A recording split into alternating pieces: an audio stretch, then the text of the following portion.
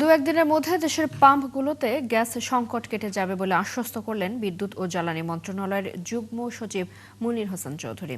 বুধবার সচিবালয়ে এক ব্রিফিংয়ে তিনি জানান, যান্ত্রিক ত্রুটির কারণেই এই মুহূর্তে গ্যাস সরবরাহ কম হচ্ছে। আগামী 2 মাসে জ্বালানি তেল নিয়ে সংকট হবে না বলেও আশ্বস্ত করেছেন তিনি। জানান, 31 জুলাইয়ের মধ্যে 1,80,000 মেট্রিক টন ডিজেল আসবে বলে জানিয়েছে। আমাদের জ্বালানি তেলের কোনো রকম সংকট আমাদের কাছে এই মুহূর্তে নেই। আমাদের আজকের দিনে ডিজেলের মজুদ আছে প্রায় 31 দিনের, অকটেন আছে 36 দিনের, পেট্রোল আছে 20 দিনের, ফার্নেস অয়েল আছে 25 দিনের এবং জেট ফুয়েল আছে 20 দিন। ফলে নর্মালি আমাদের যা থাকার কথা তার চেয়ে অনেক বেশি। আর আমাদের সাপ্লাই চেইনে পর্যাপ্ত সাপ্লাই চেইন আছে আমাদের, যেটা দিয়ে আমাদের আগামী জুলাই আগস্ট মাস পর্যন্ত আমাদের কোনো সমস্যা নেই। এদিকে শিল্প কারখানায় গ্যাস না পাওয়ায় বড় ধরনের হতাশা তৈরি হচ্ছে বলে জানালেন মেঘনা গ্রুপ অব ইন্ডাস্ট্রিজের চেয়ারম্যান মোস্তফা কামাল। জ্বালানি নিরাপত্তা ও রূপান্তর পলিসি নিয়ে এক আয়োজনে তিনি বলেন, জ্বালানি নিয়ে এক ধরনের নিরুপায় অবস্থায় রয়েছে প্রতিষ্ঠানগুলো। অন্যদিকে জ্বালানি বিশেষজ্ঞ তামিম বলেন, বাংলাদেশের পুরোপুরি জ্বালানি স্বনির্ভর হওয়ার সম্ভাবনা নেই, তাই সংকট সমাধানে মনোযোগ বাড়াতে হবে নবায়নযোগ্য জ্বালানিতে।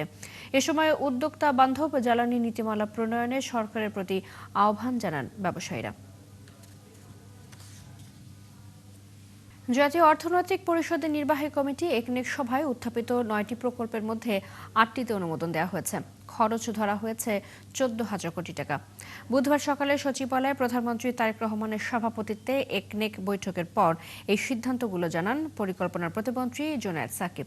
তিনি জানান, প্রকল্প বাস্তবায়নের ধীরগতি কমিয়ে আনতে নীতিমালা তৈরি করা হচ্ছে। মোহাম্মদ হোসেনের রিপোর্ট।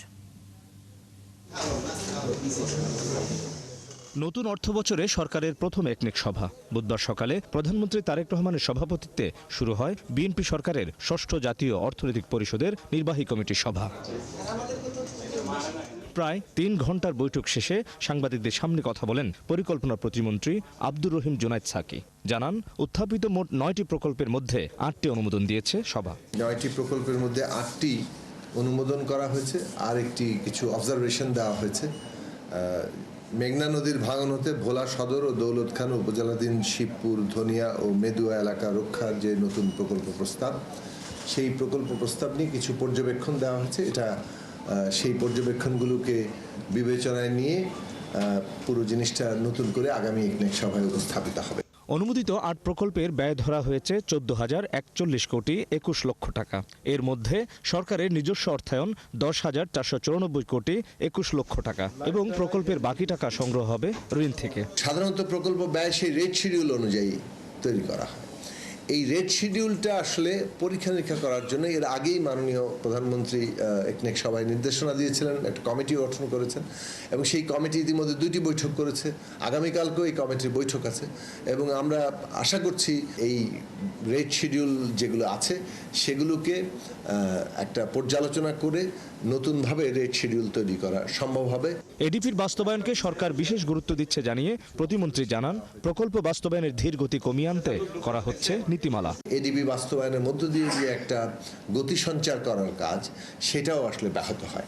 সেই জায়গা থেকে খুবই গুরুত্বের সাথে সেটা বর্তমান সরকার গ্রহণ করেছে এবং মাননীয় প্রধানমন্ত্রী এই বিষয়ে আবারও নির্দেশনা দিয়েছেন যে প্রকল্প বাস্তবায়নের এই বিষয়টিকে কত যৌক্তিক করা যায় সময়ের দিক থেকে, এবং সেটার জন্য প্রয়োজনীয় যে নীতিমালা এবং নির্দেশনা সেগুলো সামনের দিনে আসবে।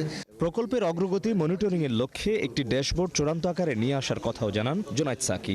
বিশেষ বিশেষ কাজের জন্য যে আবার। মোহাম্মদ হোসাইন, 71, ঢাকা। খরা কাটছে না দীর্ঘদিন ধরে স্থবির থাকা বিনিয়োগ বাণিজ্যে, ফলে তৈরি হচ্ছে না কাঙ্ক্ষিত কর্মসংস্থান।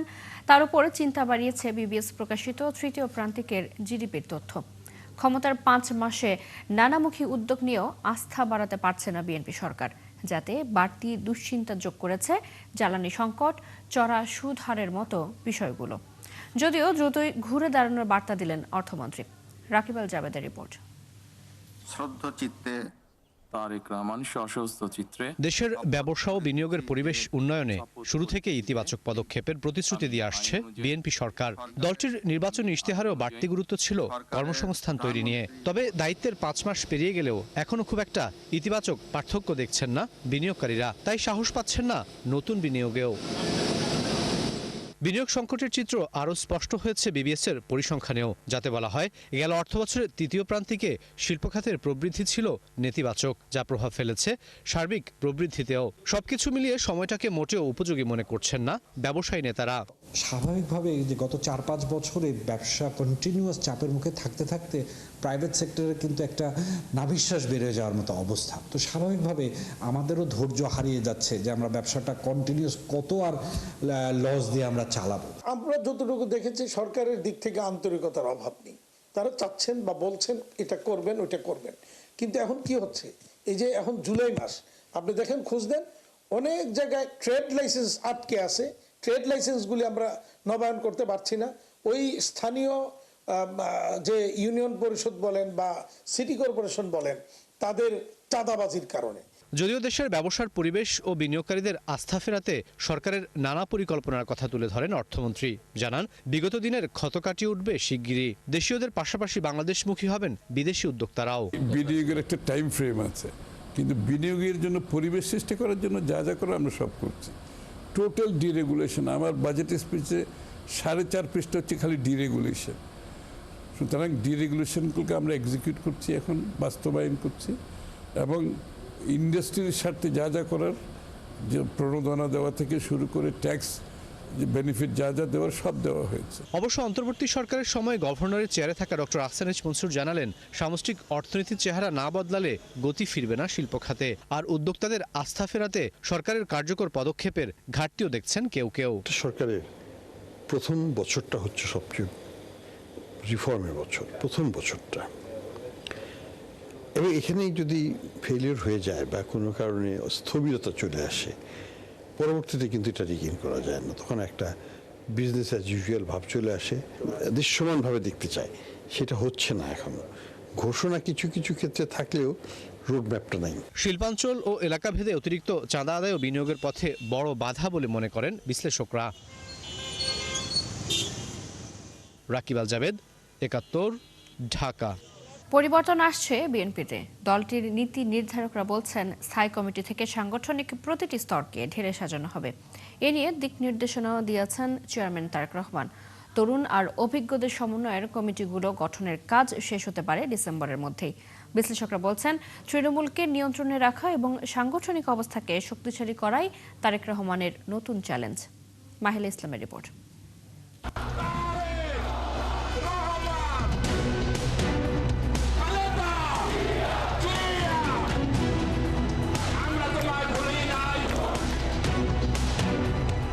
দলকে নতুনভাবে ঢেলে সাজাতে সাংগঠনিকভাবে আলাপ আলোচনা শুরু করেছে বিএনপির চেয়ারম্যান তারেক রহমান। ঢাকার বাইরে সফরে গেলে অন্তত একটি সেশনে কথা বলছেন স্থানীয় নেতাকর্মীদের সাথে। সবশেষ তিনি আলোচনা করেছেন রংপুর বিভাগের কয়েকটি জেলা ইউনিটের সাথে। সম্প্রতি দলটির স্থায়ী কমিটিতেও এ নিয়ে আলোচনা হয়েছে। ঠিক কোন পথে এগুচ্ছেন তারেক রহমান, তার একটা ধারণা দিলেন বিএনপির অন্যতম এই নীতি নির্ধারক। আন্দোলন, নির্বাচন, তারপর সরকার গঠন, এসবের জন্য একটু আমাদের সাংগঠনিক কাজ একটু স্তীমিত হয়ে গেছিল। আবার এটাকে এবারকে সচল করার জন্য, স্তীমিত থেকে আবার জেগে তোলার জন্য আমরা সিদ্ধান্ত নিয়েছি এবং আমরা কাজ শুরু করব। সাংগঠনিক অবস্থা শক্তিশালী করতেই এই সব পরিবর্তন আসবে। সেক্ষেত্রে স্থায়ী কমিটি থেকে সব ইউনিটেই আসতে পারে নতুন নতুন মুখ। আমাদেরও কাউন্সিল হবে, এটা আনুষ্ঠানিকভাবে যেদিন ডিক্লেয়ার হবে সেদিনই হবে। সেখানে নিশ্চয়ই যারা আন্দোলন সংগ্রামে নেতৃত্ব দিয়েছেন, যারা কাজ করেছেন, তাদের মূল্যায়ন তো নিশ্চিতভাবেই তাদের মূল্যায়ন হবে বলে আমি দৃঢ়ভাবে বিশ্বাস করি। তৃণমূল পর্যায় থেকে ঢেলে সাজানোর জন্য এবং নতুন নেতৃত্ব নিয়ে আসার জন্য, পলিটিক্সে আমাদের অপোজিশন আছে, সেই অপোজিশনকে মোকাবেলা করার জন্য দলকে আরও বেগবান আর আরও শক্তিশালী করতে হবে। বাংলাদেশে কোনো দল সরকারে থাকলে প্রায় সময়ই বেসামাল অবস্থা হয় তাদের তৃণমূলের। এজন্য নেতাকর্মীদের নিয়ন্ত্রণে রাখা সরকারের ভাবমূর্তির জন্য খুবই গুরুত্বপূর্ণ। এখন সরকার যারা এসছেন তারা একজন বিশ্লেষক বলছেন এর জন্য নেতৃত্বের পরিবর্তন এবং তৃণমূলের সঙ্গে নিবিড় যোগাযোগ বাড়ানোর বিকল্প নেই। একদম ছেড়ে দেন যে তারা যা খুশি করবে এবং তাদের ব্যাকআপ আছে, আইনশৃঙ্খলা বাহিনী কিংবা সরকার ব্যাকআপ দেবে, তাহলে কিন্তু এটা নিয়ন্ত্রণে থাকবে না এবং এক ধরনের ক্ল্যাশ তৈরি হবে। কারণ এখন কিন্তু যারা যেমন এনসিপির সদস্যরা আছে, জামায়াত ইসলামের সদস্যরা আছে, সবাই কিন্তু তৎপর এবং আপনি দেখবেন যে সোশ্যাল মিডিয়াও তৎপর। ফলে মানে এই জায়গাটি মানে আমি বলবো যে স্থানীয় রাজনীতির যে যেমন করে মানে টেনে ধরা হচ্ছে, এই টেনে ধরে রাখতে হবে। 2016 সালের 19 মার্চ সবশেষ ষষ্ঠ জাতীয় কাউন্সিল করে বিএনপি। মাহিলা ইসলাম, 71, ঢাকা। বাংলাদেশের সংস্কার ব্যবস্থাকে জোরালো সমর্থন করে যুক্তরাষ্ট্র। এ বিষয়ে বিএনপির সাথে আলাপ করবেন বলে এনসিপির নেতাদের আশ্বস্ত করেছেন ঢাকায় নিযুক্ত মার্কিন রাষ্ট্রদূত ব্রেন্ট টি. ক্রিস্টেনসেন। দুপুরে এনসিপির নিজস্ব কার্যালয়ে মার্কিন দূতাবাসের 3 সদস্যের প্রতিনিধিদের সাথে বৈঠকের পর গণমাধ্যমে বিষয়টি নিশ্চিত করেন দলের মুখপাত্র আসিফ মাহমুদ সজীব ভুঁইয়া। এনসিপির পক্ষ থেকে বৈঠকে অংশ নেন দলটির আহ্বায়ক নাহিদ ইসলাম। এই প্রথম রাজনৈতিক দল হিসেবে এনসিপির কেন্দ্রীয় কার্যালয়ে ঢাকায় নিযুক্ত মার্কিন রাষ্ট্রদূত ব্রেন্ট টি. ক্রিস্টেনসেনের পদার্পণ। এ সময় মার্কিন রাষ্ট্রদূত বলেন, বাংলাদেশের সংস্কার প্রক্রিয়ায় সাড়া আছে যুক্তরাষ্ট্রের।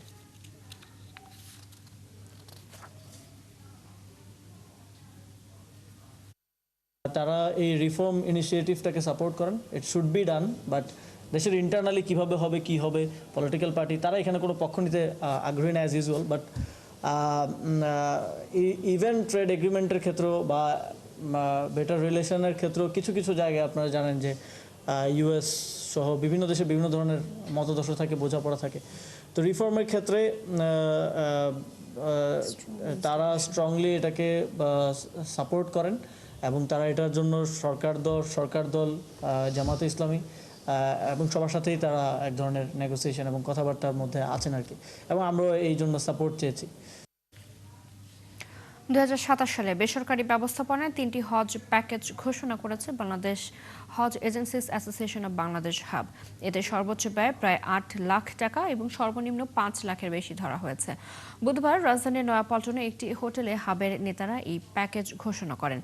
গেলবারের তুলনায় এবছর প্রতিটি হজ প্যাকেজের ব্যয় বেড়েছে। এজন্য সৌদিতে খরচ বেড়ে যাওয়াকে দায় দিচ্ছে হাব। নুরনবী সরকারের রিপোর্ট। ধর্ম মন্ত্রণালয়ের হজ প্যাকেজ ঘোষণার 24 ঘন্টার মধ্যেই হাব তাদের 3টি হজ প্যাকেজ ঘোষণা করল। বুধবার হাব নয়াপল্টনে এক সংবাদ সম্মেলনে 3টি হজ প্যাকেজের বিস্তারিত তুলে ধরে। তাতে সর্বোচ্চ প্যাকেজ ব্যয় প্রায় 8 লাখ টাকা ও সর্বনিম্ন 5 লাখের বেশি। 2026 সালের তুলনায় 2027 সালে বেসরকারি ব্যবস্থাপনায় প্যাকেজ ভেদে হজের খরচ 3,000 টাকা থেকে প্রায় 45,000 টাকা পর্যন্ত বেড়েছে।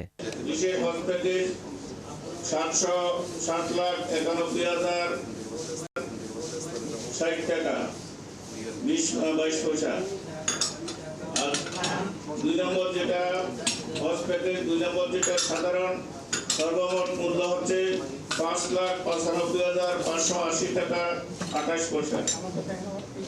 3 নম্বর যেটি সাশ্রয়ী মূল্য যে একটা প্যাকেজ সরকারের সাথে আমরা বান্ধবী করেছি, সেটার সর্বমোট মূল্য হচ্ছে 5,13,545 টাকা 6 পয়সা। সংগঠনটি জানিয়েছে খরচ বৃদ্ধির জন্য দায়ী সৌদি কর্তৃপক্ষ।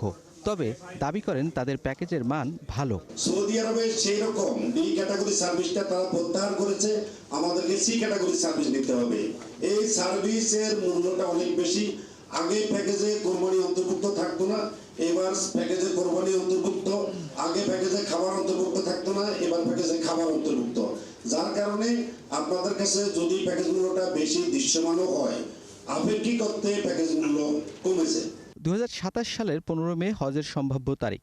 হয়রানিমুক্ত করতে প্রতিবারের মতো এবার 31 জুলাই চিনমৈত্রী সম্মেলন কেন্দ্রে হজ ও ওমরা মেলার আয়োজন করতে যাচ্ছে হাব। নুরনবী সরকার, 71, ঢাকা।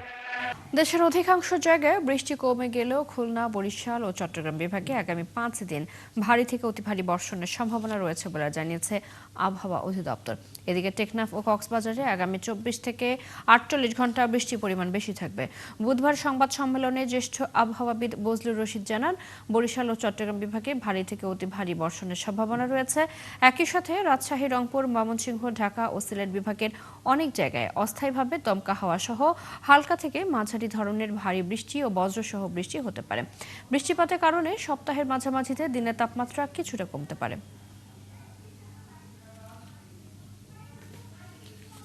দেশের অধিকাংশ জায়গায় বৃষ্টি অনেকটা কমে গেছে, তবে এখনও ভারী বর্ষণের সম্ভাবনা রয়েছে, বিশেষ করে আপনার বরিশাল এবং আপনার চট্টগ্রামে, যেটা আগামী 24 থেকে 48 ঘন্টা। এর ভিতরেও যে আপনার অতি ভারী বা ভারী বর্ষণ বেসিক্যালি আপনার কক্সবাজার, তারপর বান্দরবান, এইসব জায়গাতে সম্ভাবনাই বেশি। সে তুলনায় চট্টগ্রামে বৃষ্টি কিছুটা হবে, যদিও ভারী বর্ষণ হবে সে তুলনায় কম হবে। তো আজকে বৃষ্টি হচ্ছে বিশেষ করে আপনার টেকনাফ, কক্সবাজার এসব জায়গাতে আগামী 24 থেকে 48 ঘন্টা, বিশেষ করে আপনার কক্সবাজার, তারপরে টেকনাফ, বান্দরবান এইসব জায়গাতে আপনার বৃষ্টির পরিমাণ বেশি থাকবে। চলছে সংবাদ সংযোগ। সরাসরি সংবাদ এবং অনুষ্ঠান দেখতে চোখ রাখুন ৭১ ফেসবুক পেজে, সাবস্ক্রাইব করুন ৭১ ইউটিউব চ্যানেল। থাকুন ৭১-এর সাথে।